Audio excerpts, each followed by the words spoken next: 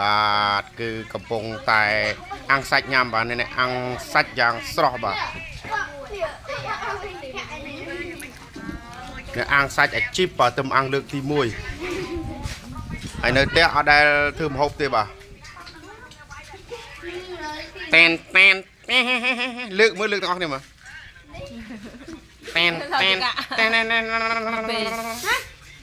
អត់បាត់ហើយណាអូពួកនេះយ៉ាំលឿនមែនបើដាក់រូហើយគ្រាន់តែរៀបចំថតមកកលេចមកវិញអស់បាត់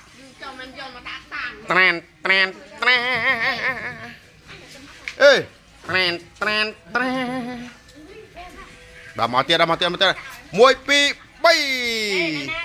បានពីនៅស្ងៀមឯងមួយដែរមើល